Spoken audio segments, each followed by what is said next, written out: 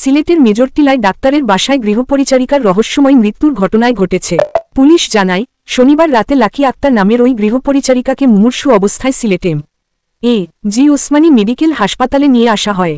পরবর্তীতে শারীরিক অবস্থার অবনতি হলে আইসিইউতে নিয়ে যাওয়া রোগীকে। এরপর রোববার দিবাগত রাত 2টায় চিকিৎসাধীন অবস্থায় রোগীর মৃত্যু হয়।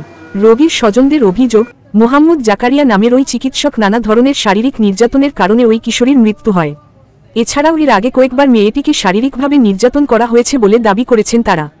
এদিকে অভিযুক্ত চিকিৎসক জাকারিয়ার সাথে মুঠোফোনে কথা বললে তিনি বিষয়টি অস্বীকার করেন। জাকারিয়া বলেন, নিহত ওই মেয়েটির প্রেমের সম্পর্কে বাধা দেওয়ার কারণে অভিমানে সে বিষাক্ত তরল পদার্থ পান করেছে, যার ফলশ্রুতিতে রোববার রাতে তার মৃত্যু হয়।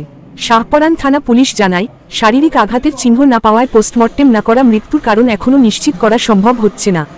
এদিকে সিলেট মেট্রোপলিটন পুলিশের মিডিয়া অফিসার সাইফুল ইসলাম জানান, পুলিশ ওই অভিযুক্ত পরিবারটিকে বাসায় গিয়ে খুঁজে পায়নি। মুঠোফোনে যোগাযোগ করলেও অভিযুক্ত চিকিৎসক পুলিশের সাথে দেখা করেননি।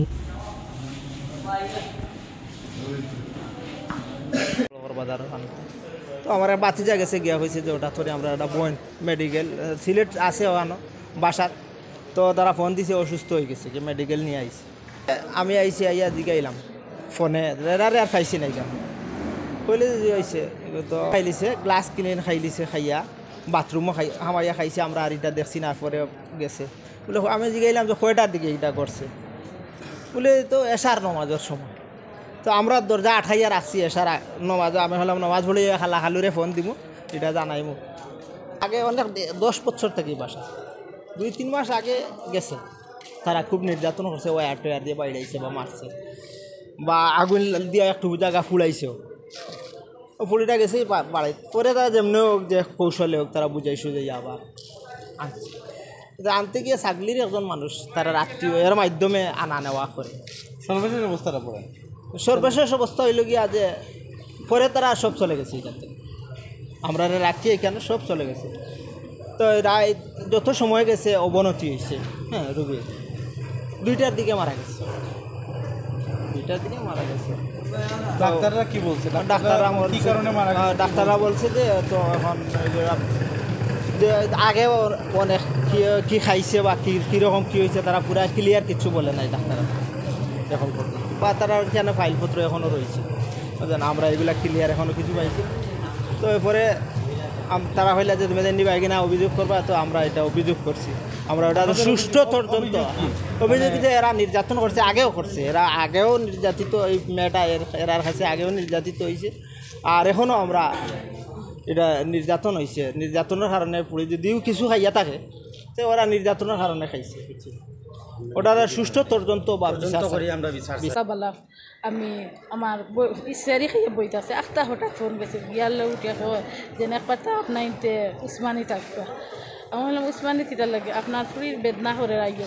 ও আমি উঠে গেলাম, আমার ফুরির বেদনা করে। আচ্ছা ঠিক আছে, আমরা 7টার আগে আইয়া উসমান তো উঠিছি। উঠা বাদে উঠিয়া কইছি যে কিতা হইল, আইয়া হামানি বাদে দেখি যে আমরা আইসির মাঝে আমার ফুরি শুধু একা, আর কেউ নাই, তারা কেউ দায়িত্বশালী কেউ নাই।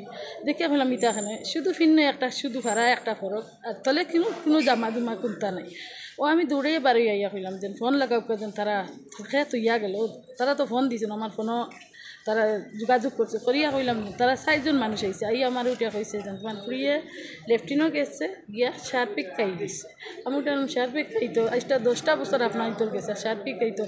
তো কোনো আন্দোলন হয় যদি, তো আমার মারে ফোন দিয়ে কইতা যেন তোমার ফুরি গিয়ে আন্দোলন করছে কি, তোমার ফুরি অসুবিধা করছে কি, কোনটা করছে। তো আমি মা ফোনও তাই একটা মাত মাতলাম, কোনো কিছু নাই, ফতাবেলা ইনো আইয়া দেখি কোনো যোগাযোগ নাই। আমি আইয়া দেখি না, আমি খান্দা খুঁটা করি, তারা কইল খান্দা খুঁটা করি না, আমরা ডাক্তার খুব বেশি দেখাই আর বালা আইসির মাঝে আসছে।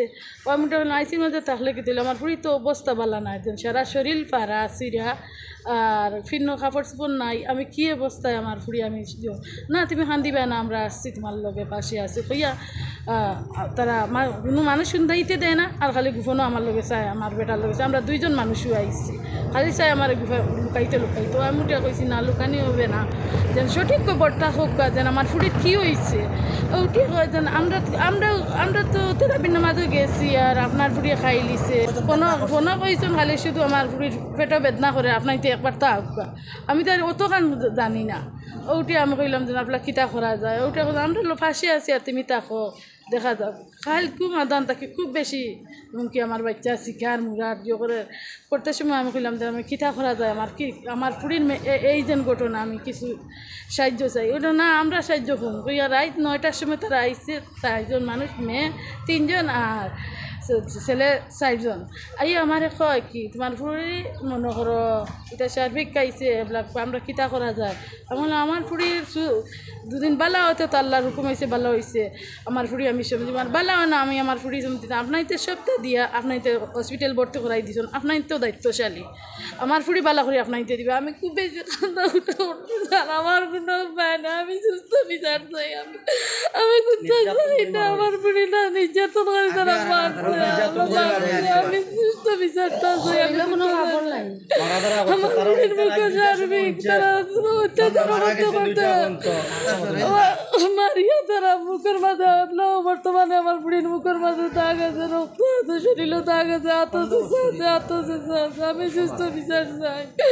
আমি তো গরিব হওয়ার কারণে তারা আমার বুড়ি নিচ্ছে না, তো আমি ছিলাম না অনেক আমরা পারতে দেবো কে কিলাম আমার বুড়িটা আছে আইসে ভিতরে দেবো কে খাই রাত থেকে না খাইলে 2টার সময় মরছে। তারা 9-10টার আগে সব কিছু লইয়া গেছে গিয়া সিলিপ সালিপ সব কিছু লইয়া গেছে গিয়া আমার আমি আর কিছুই পাইছি না। আমার বেলাইয়া তুইয়া সিটো তারা আমরা 2জনের বেলাইয়া তুইয়া গেছে কি তারার একটা মামা তুইয়া আর তারা সারা ভাগি গেছে। আমি ওগুলা কিতা করতাম, আমি সুস্থ বিচারটা চাই, আমি আর কিনতে চাই না। আপনার তো এটা সময় লাগবে আর লাস্টটা কিছুক্ষণ পরে আপনার মর্গে নেবে, নিলে আমরা ইনকোয়েস্ট যত নিয়মে আমরা ইনকোয়েস্ট করব। ইনকোয়েস্টের পরে এটা পোস্টমর্টম হবে। পোস্টমর্টমের পরে ফরেন্সিক যে আমাদের যে রিপোর্ট, এই রিপোর্ট প্রাপ্তি সাপেক্ষে আমরা বুঝতে পারবো যে প্রকৃত ঘটনা কী হয়েছে। এর আগে বাহ্যিক যেটা আপনারা শুনতেছেন যে বাহ্যিক যে মানে আঘাতের চিহ্ন বা এই চিহ্ন, ওইটা আমি ওই যে নার্স এবং আমাদের মহিলা এএসআই তার দ্বারা আমরা আপাতত আমরা চেক করে দেখেছি, ওই ধরনের কিছু আমরা পাইনি। কোনো জিনিসকে আমরা উড়াই দিচ্ছি না। এটা যেটা প্রকৃত যেটা সত্য, পোস্টমর্টম রিপোর্ট পাইলে আমরা প্রকৃত সত্যটা পাবো, সেই অনুযায়ী আমাদের আইনগত ব্যবস্থা আমরা নেব।